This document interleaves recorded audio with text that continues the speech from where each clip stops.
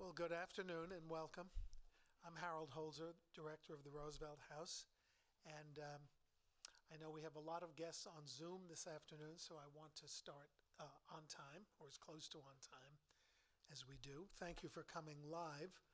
It's important to us that when you feel safe and ready, that you come back to Roosevelt House, where we're eager to greet you safely and with great gratitude for your patience and your support. I'm just here on behalf of the House and Jennifer Rabb, the president of Hunter College, to welcome you all and to turn the proceedings over quickly to our wonderful director of the Roosevelt House LGBT program, Erin Mayo Adam. As you may know, she's an assistant professor of political science at Hunter College.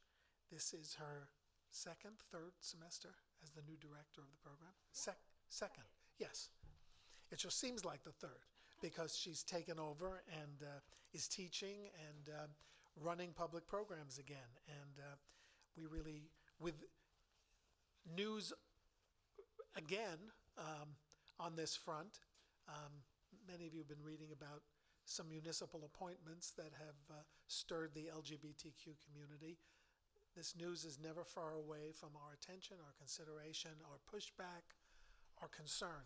And the thing about Erin is that she deals with issues that are both deeply embedded and need to be addressed, and also are very timely and need to be addressed. So with that, please welcome Erin Mayo Adam. Hello, everyone. Welcome to today's event. I'm delighted to co-moderate today's discussion with Ariana Ahmed, who I'll introduce in just a minute. And the event is entitled "The Struggle for Queer and Trans South Asian Rights, South Asian Human Rights." Tonight's event will bring together community leaders, human rights activists, and students to address the intersections of oppression at the root of how queer and trans South Asian communities experience surging violence and discrimination.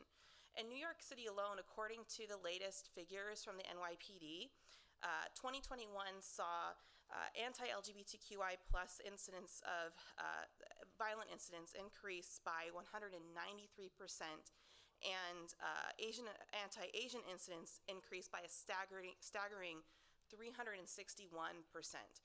So we're indeed at a moment of crisis in the city, and we really hope that today's conversation will help shed some light on that and give us some food for thought in terms of policy proposals and solutions that might help mitigate violence in the community, not only in New York City, but also globally. But before we begin, I'd like to very briefly introduce each of the panelists. Maybe I should have the panelists come up as I introduce them so that they can wave. Is it all right if we have the panelists come up really quickly? That way you know who I'm introducing. So first we have Professor Glenn Megpanté. Professor Megpanté teaches Asian American Studies courses at Hunter College, and I've long heard of students refer to especially his course on Asian American civil rights as one of their favorite courses offered at the college.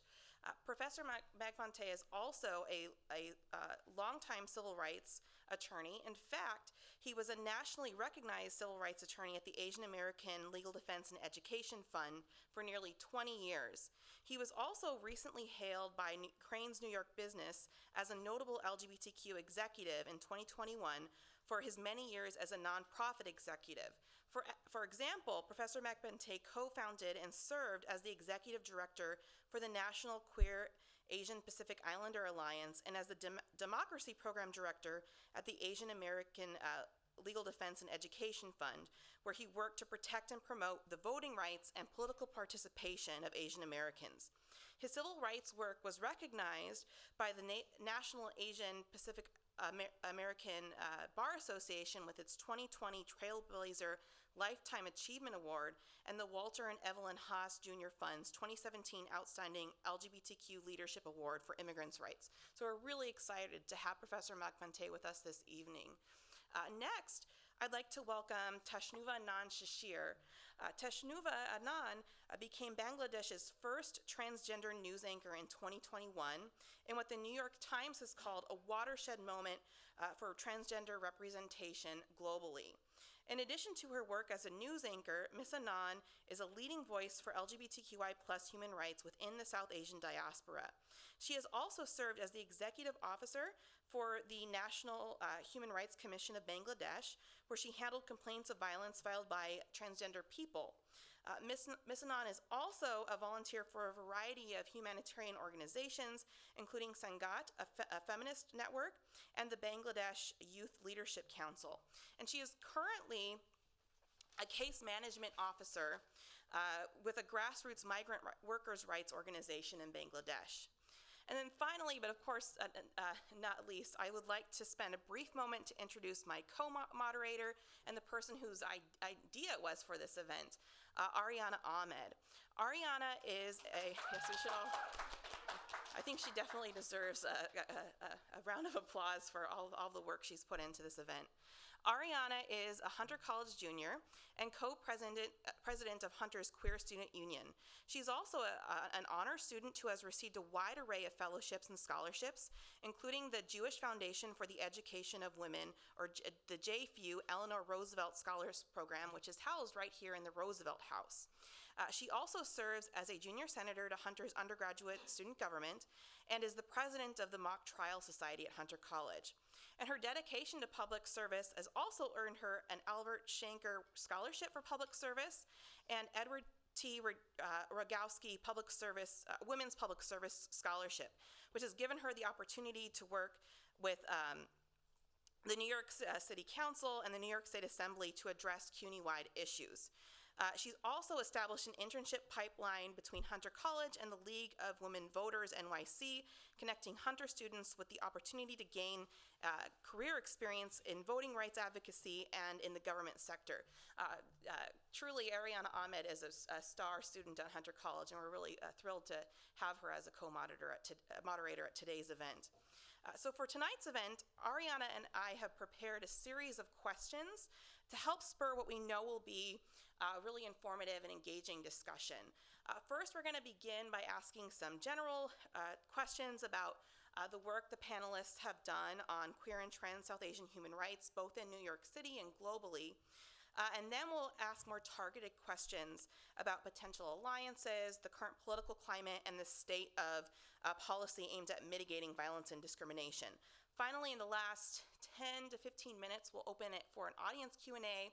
We also have one of our staff members who is going to look at questions as they come in online, because I know we have a lot of people participating virtually. So if you have questions, please be sure to post them in the appropriate area of Zoom, and those will be read out loud as well. And then once the event has ended, there'll be a reception with some snacks and I think wine, so that you're all welcome to join us for that afterwards. So now, as I go to my seat, I'll go ahead and turn the first question over to Ariana to ask of the panelists. Hello. Thank you all for being here. So one thing that I would like to start out with is because of one of the reasons why we're here. We would like to hear about some of the work that both of you have done within the queer and trans South Asian human rights sphere. And as an example, I would like to start with mine as well. So one of the recent things that I've done in part with JFU and with the help of the Roosevelt House is work with the City Bar Justice Center this summer. And I basically helped an asylum seeker from Guyana find refuge in this country because he was escaping from persecution because of LGBTQ circumstances in Guyana. And I resonated with that a lot because it reminds me of like where I was also grew up in Bangladesh. They have a lot of refugees coming in here because of the persecution that's going on. And as a South Asian and queer woman myself, I've also established myself, I feel like, a little bit at Hunter College. So we're wanting to hear something along the lines of that. So Tashnu, we're first. Okay. Hello. Oh, thank you, everyone. I'm a little bit nervous actually. This is the first time for me. Um, in person, I did offline program, sorry, online program when I was in Bangladesh. So, feeling proud and honored that the first time I'm going to represent my trans community from Bangladesh in a global platform. So, thank you all of you, and thank you all of organizers, especially Ariana who invited me in the air. And of course, thanks to friends in New York, especially I'm missing Faiza today. So it's really amazing moment for me, and I'm really grateful to all of you, people who made it. Yeah, I had to fight a lot. I was from very tropical country. This is called Bangladesh, and I was born in a village. And village to my capital city is near about a big difference from capital to my village that I born.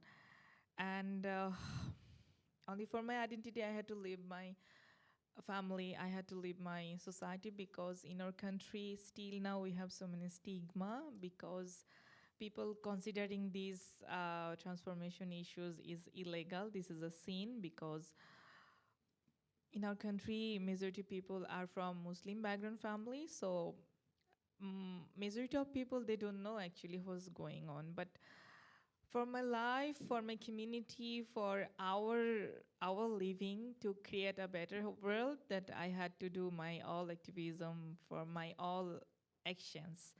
So what I did, first of all, my education. I did my education from social work honors and masters, and then I pursue another public health degree. So public health from BRAC, James Pregan School of Public Health, and I finished the master's just in 2022 in January.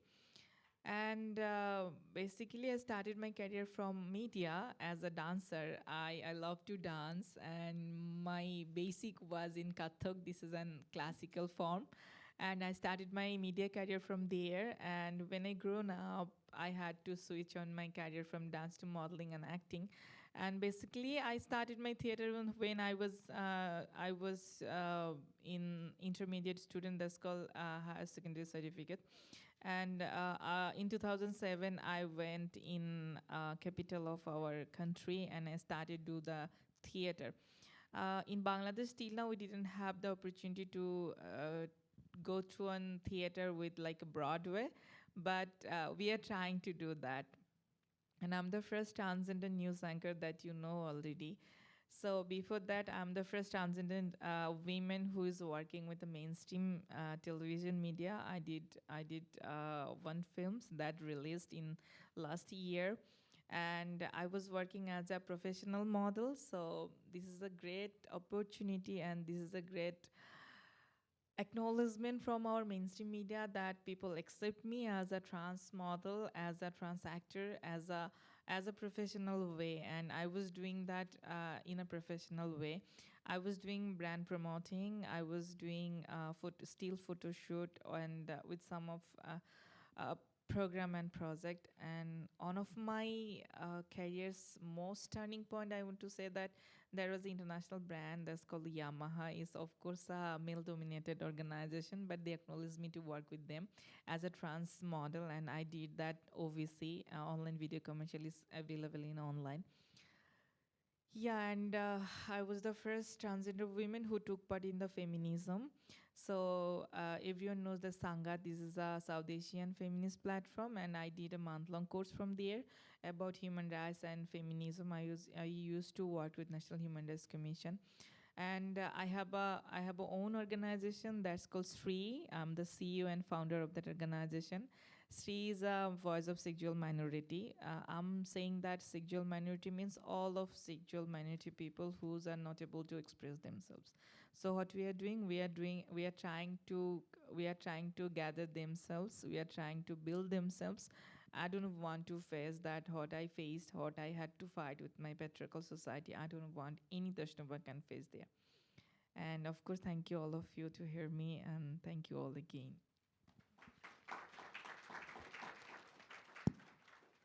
I'll just start with like my own story, and before I do that, I have to recognize Erin. Ariana. Ariana is my former student. She's a rock star. Erin and the work that she has done in building the center and the programming has just been tremendous. And hello, can you hear me? Hi, Zoom. How are you? Erin's fabulous. Is my former student. Take my class. But really, the tremendous work that you have done to build this institution, the Roosevelt House, and the programming that we are doing is really well regarded. And, I can't help but recognize Don Cow, who's one of the, I won't say grandfathers, but, one of the people who've done so much work in building the LGBT API community here in the New York City area. So Don, thank you for being my role model, my hero for so many years. So, I came out in the 1980s at the height of the AIDS crisis. And back then, I was convinced I was going to catch AIDS and die. I was the only kid on my block, who had a swish. I was the only Asian American. My parents were the first generation of Asian Americans to come to the United States after the immigration restrictions were lifted. And it was really hard for me. I was one of those kids that wanted to commit suicide. And, I think in the same story is that the work that and obviously I didn't. I tried, but I didn't. And I got here and I succeeded. And the extensive bio that Erin shared with y'all is everything that I have done. And I'm so proud of that work because there have been mentors and supporters like Don, people who I've learned from, like Ariana, who have really taught me how to grow and be better and to learn so much. When you ask me like the work that I've done in the community, it is about creating a world that is so much better for the people who came after us. So no one else will ever want to commit suicide. And the work that I have been doing is around the intersection is on LGBT rights at the intersection of racial justice and queerness and immigrants' rights to make sure that all of our communities and all of ourselves can be fully recognized in the society that we live in. I am, by practice, a lawyer, so we know that we can use strategies and win our rights either through legislation, lobbying Congress, or litigation, making the change to the courts. But what I've discovered over the past couple of years, I was telling my co-panelists that one of my former interns, Congresswoman Grace Meng, is actually, well, she's now a congresswoman, and I'm stuck at Hunter. No, I'm kidding, that's great. Hi, Grace. She's dialing in too, Congresswoman Meng. One of the things that I've realized is that even if we can win our rights, lived equality is not the same thing as legal equality. The reality that we can get married now, but who will come to the wedding if our parents and our families do not support us? I mean, South Asian weddings go on for days. Chinese weddings are forever. And if it's only us, great that we can get married now, but our parents and our families have to recognize who we are. The only other piece is that, like in Bangladesh as well as Pakistan and India, there is recognition for a third gender. But when I've worked with people at Siljet and other places in South Asia, great, you can have a third gender, but you can still get beaten up. You still aren't recognized for all of who you are. So that is the work that we need to do. We must continue to fight for social change, equality in the legal, political sense, but also in the lived sense. And I'm so proud of my students here who are doing that work every day to make sure that we can be recognized for all of who we are.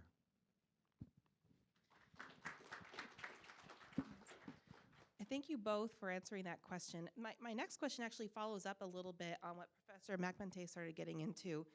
And as I said in the beginning, there's recently been a surge in hate crimes targeting the Asian community and the LGBTQI+ community, especially in New York. So what are some of the biggest barriers to mitigating community violence that you've seen, particularly for the queer and trans South Asian community? Sure. I've been talking a lot about this topic for the past year, unfortunately. And again, my story is that I am the survivor of a hate crime from 20 years ago for being gay, and I'm the victim of a hate crime for being Asian from 20 weeks ago, right here at Hunter. And that is a challenge, and that is real, and my students have faced tremendous difficulties in this time. I had worked, I started my legal career, or legislative career about in the late 80s. I actually lobbied for the Hate Crimes Act, which finally in 2009 President Obama signed. So we were really proud of that moment. But again, the laws that protect our community, that is inclusive on the basis of race, ethnicity, religion, sexual orientation, and gender identity, and that was a 20-year battle with the United States Congress to finally get that passed. We are seeing now that implementation. And I have to recognize the hate crimes that we have seen, particularly against Asian Americans last year, or was it the year before? You know, in the massage parlors in Atlanta, one cannot not recognize those hate crimes against Asians and the sexism that was involved, because there were women who were sex workers who worked in massage parlors. With the hate crimes and the shooting that happened at the Federal Express facility, it took the community so long to recognize it as a hate crime. And yet, the reality is that the shooter knew that most of the workers there were South Asian Sikhs. What was the problem with not calling this out? In the gay community, we have seen hate crimes today so well, and today, those of us who are most victimized in the LGBTQ community are women of transgender experience, who are Black and brown. So I think the challenge is speaking up and sending up an allyship for each other. And my frustration is that the media is not helping. I know from the reports that most of the incidents of anti-Asian violence, anti-LGBT violence are not committed, are committed by, white people.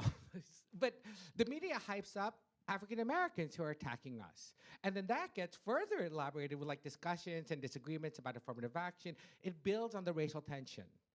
We need to understand that Facebook and the media are not the only sources of news, and that the reality is there is a more sinister environment that is happening out there that is attacking us because of our success.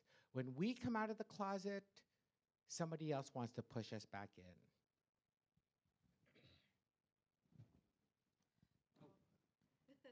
Well, thank you for sharing that as well. I didn't get an applause. No, I'm kidding. Well, thank you for sharing that with us. And, also, sorry. Oh, sorry. Thank you for sharing that with us. And going back to also Ms. Anand, I know you've done a significant amount of human rights work in Bangladesh. How do you think transgender rights, especially in Bangladesh, have evolved, and especially during your activism? What have you seen change? What have you seen stay the same? Thank you. Very good question. So, for this is totally my personal observation. So it can be critique from some people, but yeah, there is a lot of change are happening in Bangladesh. So I'm really happy and so happy for this change. Like our government give a declaration that is another gender. So that's called Hijra. Hijra is a tradition in our country.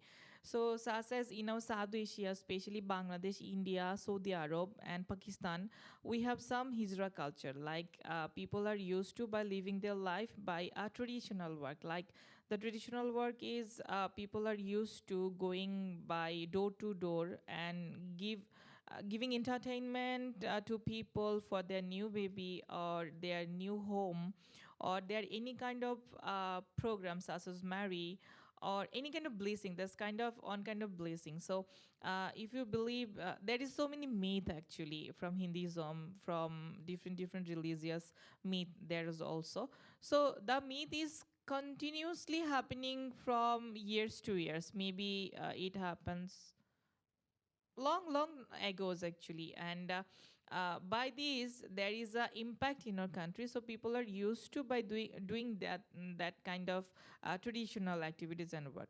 But after getting the declaration from our government, though there is some lacking, still now we don't have any transgender bill in Bangladesh, still now we don't have any proper law actually, so we are working on that. So people are ready to work now, and there was a gap. There was a gap from mainstream society to trans community. The gap, we are trying to fill up the gap still now. And after my exposure in 2021, so within this on year is going to be on year in this March 8. So I can feel that there is a vibration among the people. They have proper knowledge between transgender and hijra. There is a word. People are considering people that they are might be intersex people. They are unable to do any kind of physical labor, or maybe they are sexually unable to perform. There is so many so misunderstanding and misconception on them. But after this exposure, I think people are more conscious, and there is another declaration from our government that there is a 5% VAT tax removing from organization who will hire trans people in their organization to do work, like as an employee, as a worker. So they will be able to reduce 5% VATs. So after this declaration, other mainstream organizations such as private firms, then law firms, workers organization, then factories, and different organizations are hiring trans people. Especially remarkable since that there is one of the prominent bank that's called Bragg Bank. They hired 5 trans people, trans women especially. They are working as a banker after my exposure. And there are so many people who are doing their own business. They are doing boutiques, shops. They are doing makeover. So these changing are happening nowadays. So I'm very helpful and I'm very hopeful also, and feeling happy that maybe in next 10 years Bangladesh will come in front of the global media and from the global platform with more positive chances. Thank you.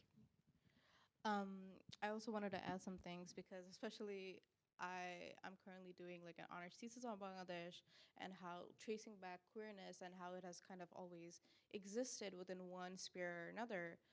A lot of the clothing, the traditional clothing we wear, it is very androgynous and it is very gender neutral.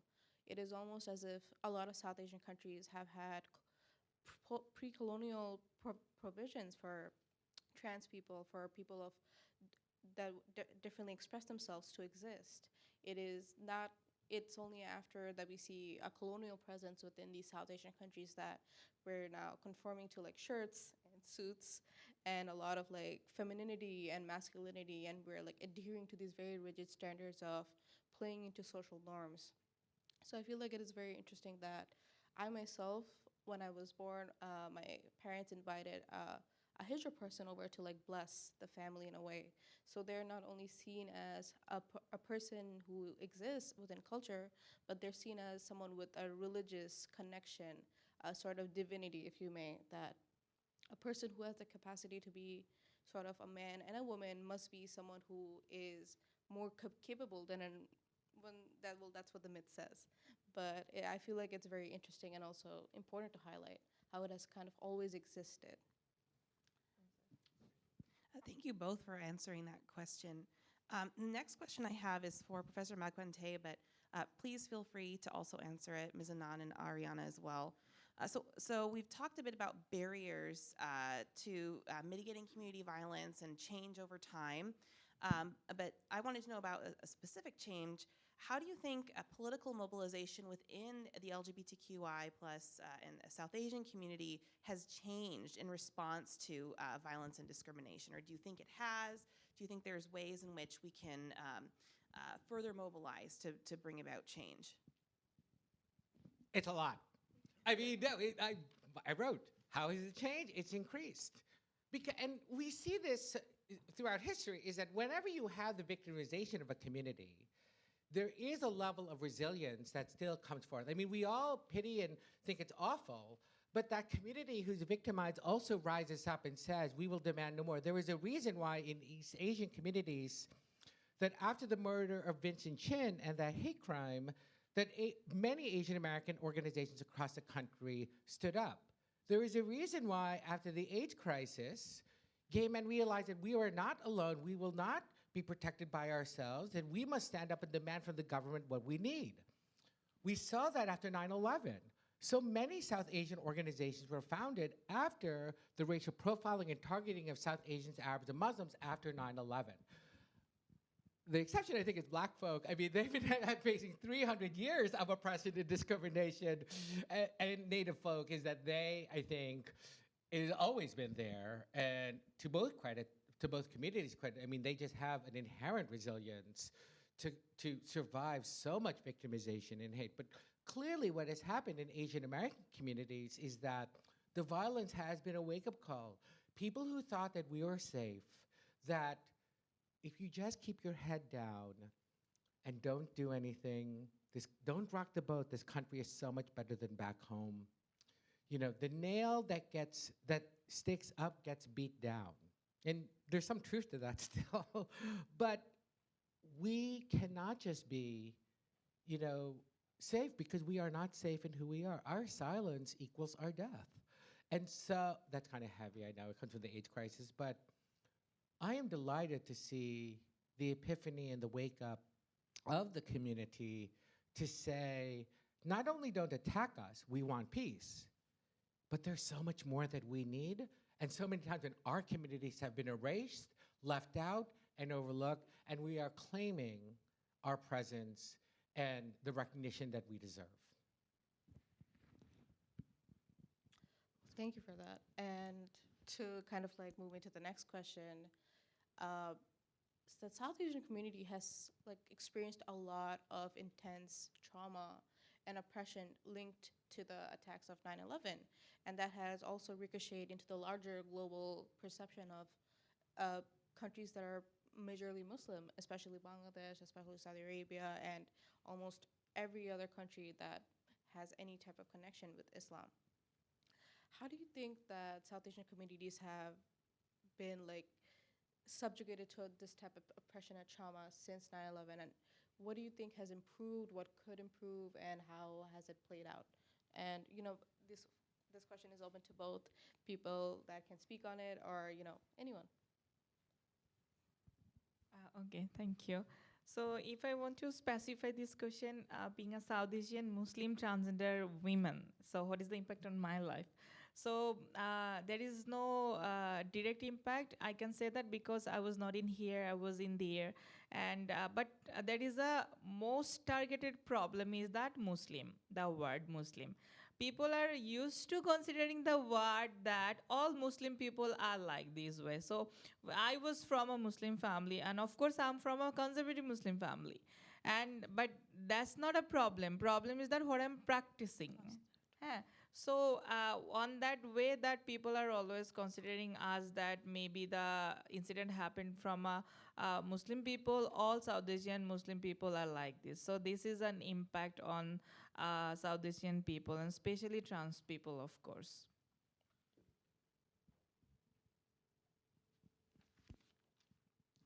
I mean, I do a whole class on 9/11 discrimination. I mean, I think it's fine. oh, I do a whole class on 9/11 discrimination, just for the Zoom people, right? So I could say a lot, but you know, I would say take my class. I think there's a tremendous amount of work that has been done. The one thing I want to comment, I do want to say is that discrimination and violence against South Asians, Arabs, and Muslims did not begin on 9/11. I mean, I started doing this work in, you know, the 1980s with the Dot Busters, a hate group in New Jersey, which now has, you know, the first Attorney General of Sikh heritage, as the first Sikh mayor of Hoboken in the United States. They wear turbans. And that is a state where we saw an organized hate group against South Asian communities. And so, as Deepa Iyer talked in her book, We Too Sing America, 9/11 was that moment of racialization for Arab, South Asian, and Muslim communities. And the wake-up call, that was their COVID-19 or their Vincent. But I do want to note that this has been going on for a very long time. That this country has long feared those of us who are other, are not gender normative, are dark-skinned, and the systems of oppression and discrimination that manifest through our legal and political systems are always challenged by the people and have been there for a long time. Y'all may just not have been around or aware, but this is the work that we need to do and we will continue to do. And I just would also like to say that you would think that something that has happened a very handful of years ago would have, you know, stopped affecting people today. But a little tidbit that I like to you know, in class, I like to use as an icebreaker is that my birthday is on September 12th, 2001. So that's always a delightful thing to bring up. But as soon as I was born, my father kind of made the conscious choice to move us back to Bangladesh because he realized that whatever awaited for us there would have been better than growing up with the last name Ahmed. And for the first 10 years of my life, 10 or so, I grew up in majorly South Asia, India, also been to the Philippines once. And ever since I came here, like, there's just one question I get repeatedly, like, don't you feel sorry? And this is the first question I got when I told people in my high school class in Forest Hills, New York, that I was born on this day. And someone raised their hand and was like, "Don't you feel sorry?" And at that point, I didn't understand why I had to be sorry because I also did not understand the culture. I had to go through this whole cultural assimilation, and I think about it now. And he wanted me to be sorry for something that I was just born the next day for. And it's very interesting to see that I have a lot to be sorry for. I have to be sorry for turning in my papers late, and I have to be sorry for getting to class late. But to be expected to say sorry for something that I am not even remotely linked to is a reality that we have to face today. And I feel like this ricochets back into how queer and trans South Asian human rights are seen. South Asian people that are also identifying as Muslim are seen as a monolith of actions that have been committed in regards to us, or with our name on it, or with our likeliness on it. When something happens in the West, we are forever remembered by it, to the point where if 9/11 did happen, I'm not seen as a person of myself, as I'm not seen as a queer woman, I'm not seen as a woman of color, I'm not seen as a student hunter, I'm seen as someone who could have caused it. In some situations, I still get the TSA checkup like everyone else does, and especially it is still a horrifying experience like it was many, many years ago for those who are living in the present. So I think what I'm trying to say is, when the global perception of South and queer and trans South Asian human rights is that these are the people who are also linked to things like 9/11. Our issues that are so multitudinal are forgotten. We are rarely seen as people with also issues in the LGBTQ community, issues within South Asian human rights. And we're basically forgotten as people who can be more complex than what happened and was linked to us. Thank you so much for sharing that.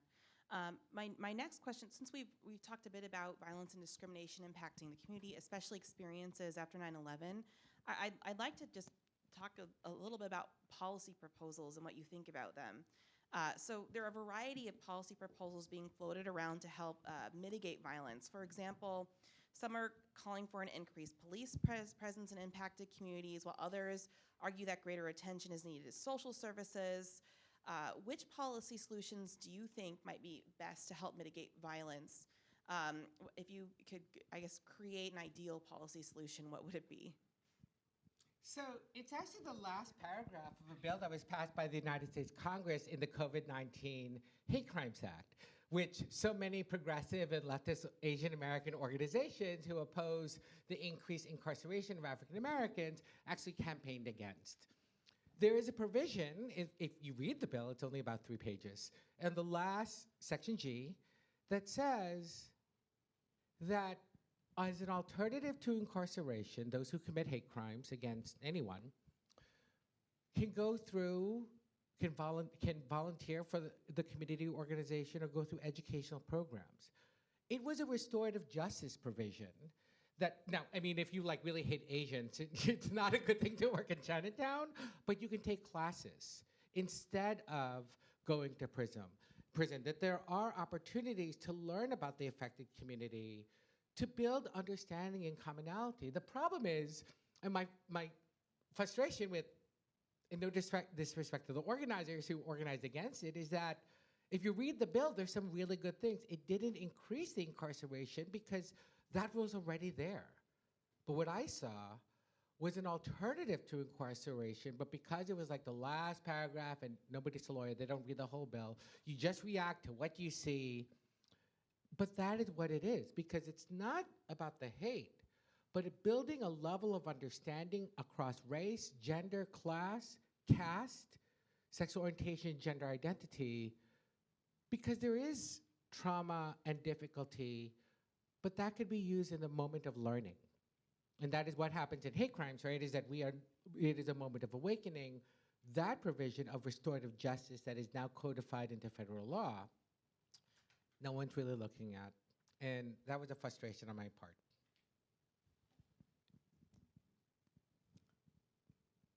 Do you have any input? I think no. I think I don't have, but if I want to say about my South Asia context, so of course there is many things. So just you may think that here is our European or American society and here is our South Asian society. So we are in a pond and they are in a sea. So think about that, they are swimming in a sea. So what about the situation of others? So still now in South Asia, there is a lot of discrimination from the mainstream media people. Like as I was working as a media journalist, so I was reciting news. So yeah, my channel was always supportive. They did a lot of support to go through one there. But I tried several years to do the same activity, and I tried different television channels that I can be a good anchor, but I didn't get the opportunity from there because of only stigma that I'm a trans. When I entered in a modeling agency to learn the catwalk, I did New York Fashion Week in last week. So I was a little bit nervous that how could I move? This is a global platform. Because of when I went there to learn that there was a lot of discrimination, that people are only focused on a girl who are biological women. They are focused on there. They don't understand the merit. They don't understand the people capacity. They are only focused on a box. That box is only men and women. Without these binary boxes, still now they are not thinking anything. Yeah, we are trying, we are raising our voice, and we are trying to do something, but sometimes people are not listening us. We are crying, we are shouting, but it's not happening. But I'm hopeful that might be change will come. Might be we can do something together, because nowadays there is so many exchange program are happening from South Asia to different parts. People are coming here to learn, and from there people are also moving there to give or to collect resources or doing some exchange program. So I think that this can be input, or from our South Asia zone, from my understanding, that people should study more.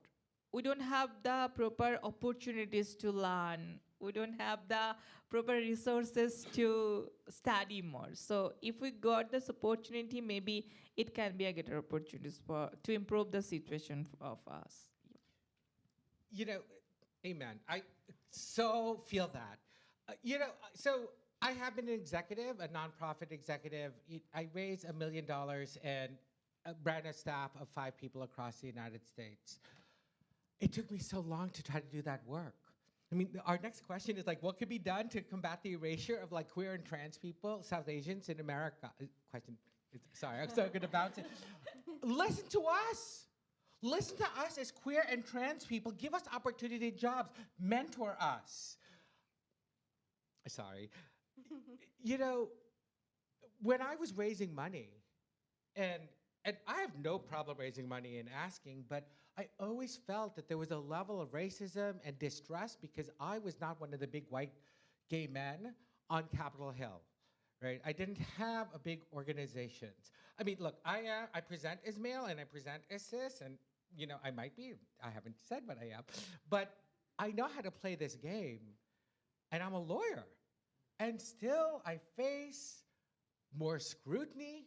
My grants are written closely. Where did somebody else just wants it? Oh, I have a great idea. Give me $1 million. And they said, fine. And I got to struggle for that. And if you forget the front, that pisses me off because it is a double standard. Even social justice, progressive communities, nonprofits, is that communities of color, women, and trans folk have to work harder. And so it is so true that all the gays are white, all the Asians are straight. Where do we belong? And when we talk about queer and trans Asians, it's always East Asians. It's always males. It's always young males with nice physiques. I mean, that might be nice, but you know, the community is so much more broader. I'm a sex positive. The community is so much more broader and more diverse. Why is our narratives not being taught in the media, being learned? And when you say, give us education, we are not mentored in the same way. We are not sponsored in the same way from our allies. I mean, that's why Don makes such a difference for me, because one of the few brothers who really did support me. And he Asian too. I didn't need his support. I needed the big boys in DC. So listen to our community, give us opportunity, give us teaching, and that's why I love also Erin, because of the work that she does here in this institution. It is true. You are amazing, and this is what we need to advance racial, LGBT queer identity and equality in America. Sorry, I got a little emotional there. No. Thank you so much for that. We're actually hitting up on the last 10 to 15 minutes of the event, and I think that really brings us to a good point to open it up to audience questions. So I guess I would like to do that. Is there any questions that the audience has for our panelists that they're burning to ask that we haven't gotten to yet?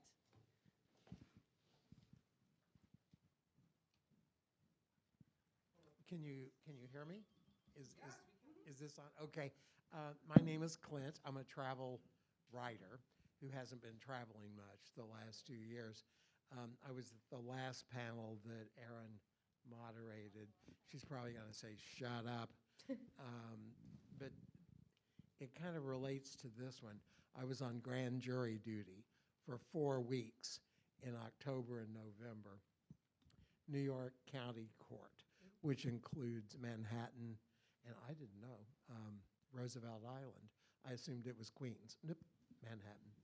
So we inherited a backlog of cases because of COVID, like 2 years worth. And we inherited 2 pretty famous cases of attacks on Asians, mainly around 34th Penn Station up to Times Square.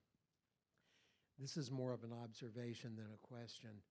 There was a certain silver lining. In grand jury, you don't sit on a trial. You decide if they go to trial. So we sat through 80 cases over a 4-week period. 2 of the cases of attacks on Asians were by African American men, and they weren't mentally all there. So the slight silver lining, if you can call it that, would be I don't think that they were totally hate crimes in those cases. 1 woman was killed. I don't think they woke up that day or any day and said, we're going to go out and harm some Asians. I think they were lashing out maybe at something different. So our job was to send them to trial or not. We sent them to trial. This was under Cy Vance Jr. before Bragg took over. It seems like it pointed out the need for me that we really need something else than just sending these people to jail, that there should be education or medication. It's beyond my knowledge. But anyway, in those cases, I don't think that they were totally hate crimes, as awful as they were. So anyway, that's my reporting job from jury duty.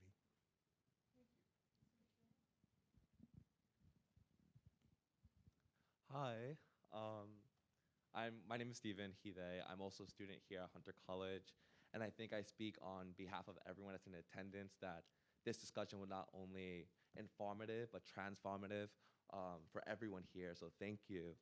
I just wanted to reference one thing that Chashnuva had mentioned about this like box of man and woman when it comes to representation, when it comes to how we can be, how queer and trans South Asian people can like show up in, in their own societies and communities.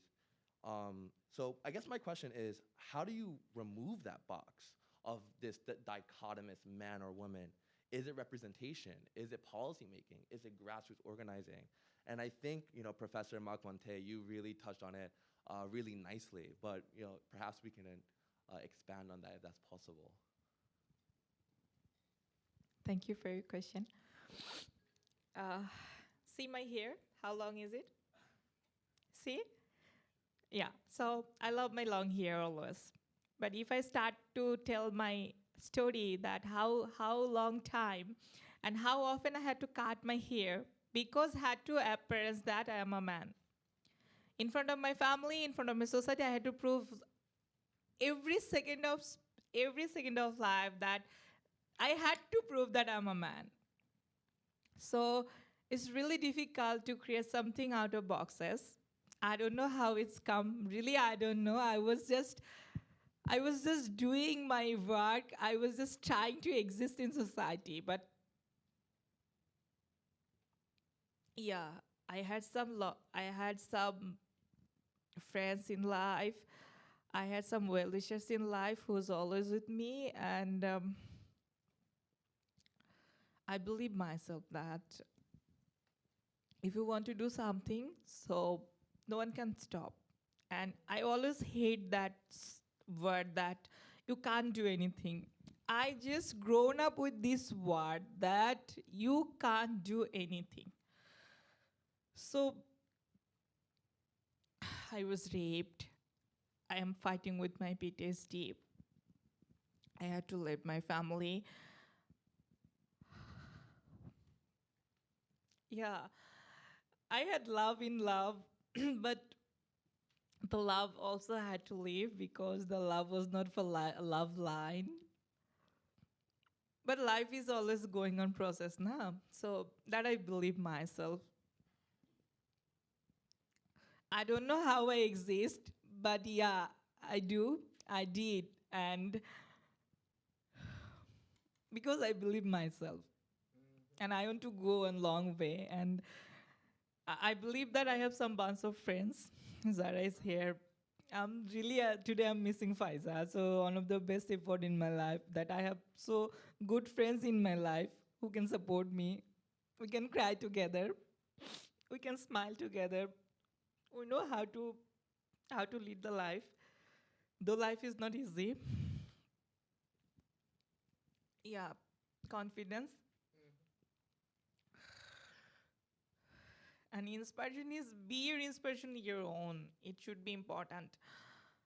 I don't know the situation in America. I can understand. I can realize, but I'm feeling now more comfortable that okay. Okay. Yeah, so I think time will come and we should believe ourselves, that's it. We should believe ourselves and just create your own boxes. If not, just fly together. Yeah. Only sky is the limit. Thank you. This has got to go on. I mean, and I'm someone who teaches public policy and law in America. But the government will never fully recognize all of who we are. And a government form of census will not recognize the breadth of human diversity.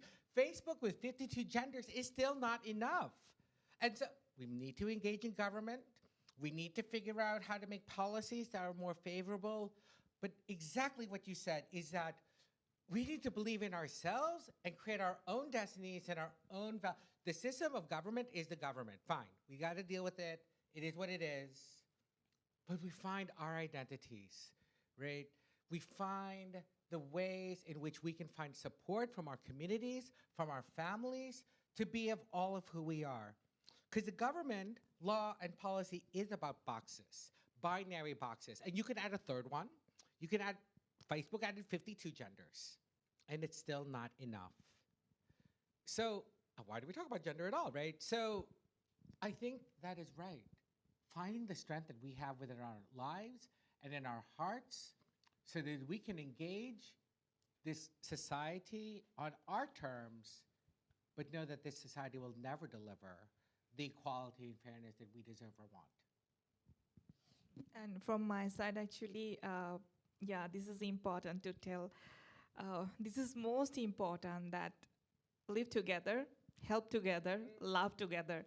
Because when we are doing something, we community people, we don't support to each another. This is the ugliest word in this that I faced in my life. So when some people are in position, when they starting bullying, I don't want to mention this word.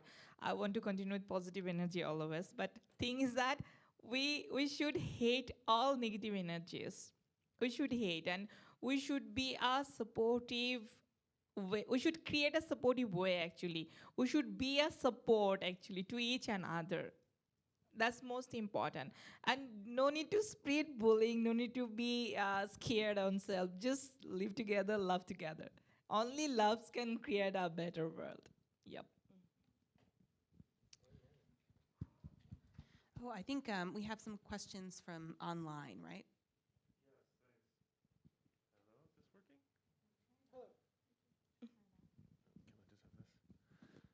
Hello? Yes. This is for any panelist who'd like to answer. It's a question from somebody joining us on Zoom.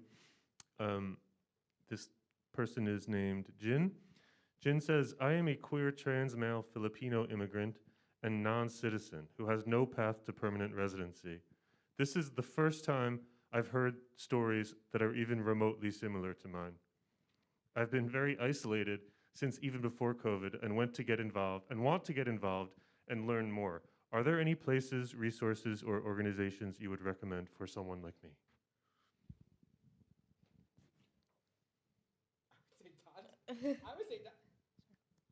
I would say dance program.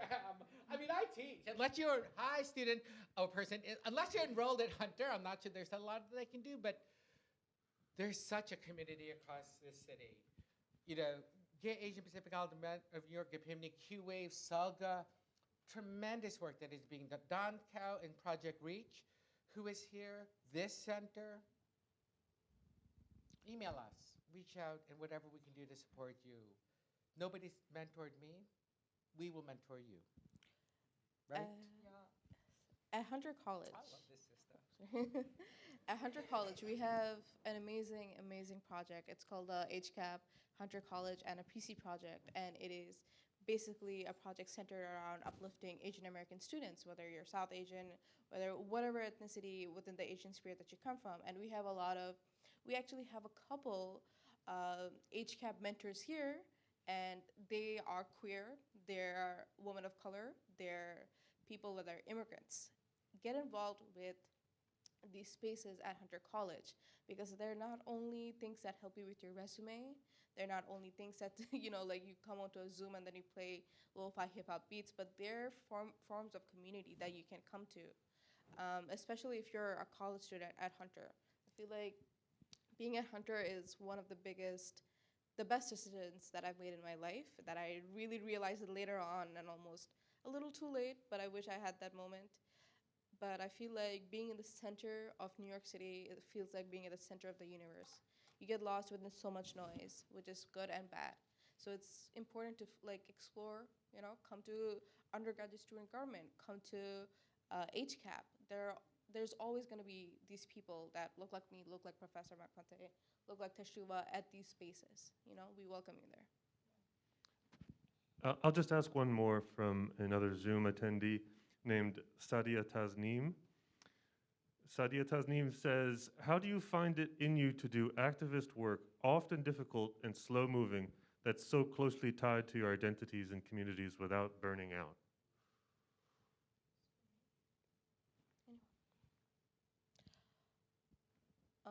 Okay, I will start. So I personally haven't always been someone who is within a lot of South Asian spheres. And I've neglected that part of me for a long time because I wanted to be an American.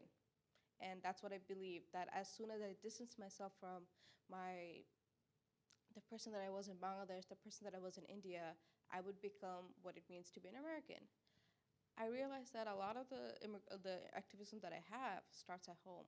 It starts with teaching my parents to teach their friends, because they're very elderly people. They're not gonna listen to me, no matter how much I try. No matter, there's a very cultural difference when it comes to speaking to your elders, and I respect that. In South Asian culture, there is a big prominence on listen to your elders. Sometimes, not you, but our elders aren't right. But you know what comes at home? It starts by me teaching my parents that, oh, there's the Walking While Trans Act was recalled a few months ago or a year ago. How do you feel about that? And it's gauging them in a way that they understand. A lot of the time, South Asian people are, our parents, they're working odd jobs.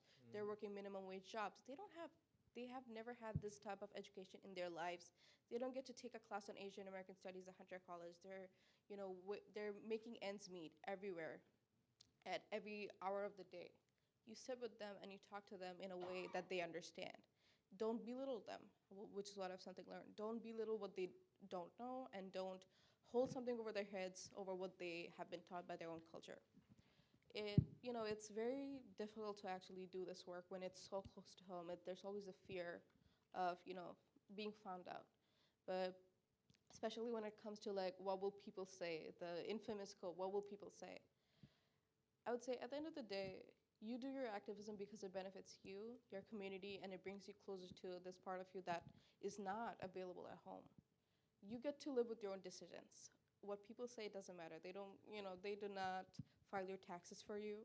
Neither do they make sure your rent is paid at the end of the month. So I think it's out of hard work and a lot of like emotional turmoil that you have to like do this work, and at the end of the day, it benefits way more than just yourself. Yeah, so, how do you do without burning out? I mean, I think I did. That's why I teach at Hunter now. And I love nonprofit management. But I'm not done. I'm coming back. I'm just an adjunct. I'm just taking a little bit of a break. But I will say what creates the burnout is not the work. And I've been doing this for like 30 years, right? And I'm doing scholarship now, and I'm teaching, and I'm loving it. But really, what makes it so hard right now is this call-out culture. I talked about, I had mentors and people who would teach me and help me learn and grow.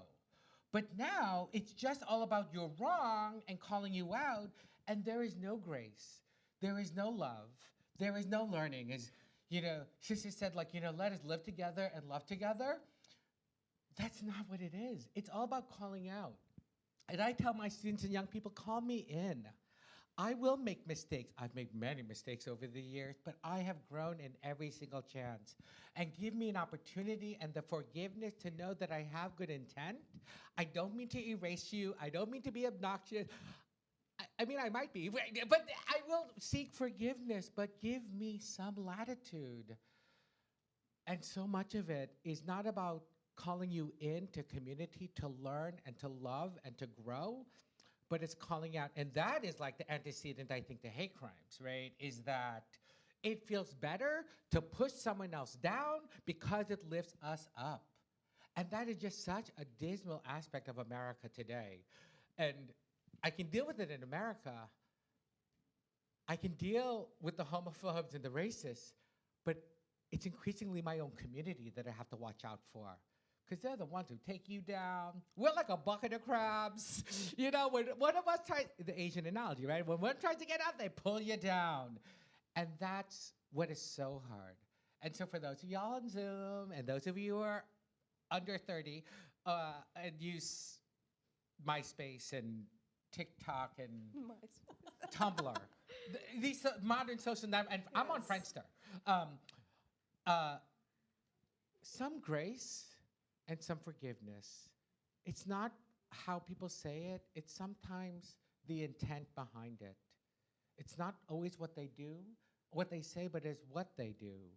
And trying to recognize that so we can be in community, it would be so healthy.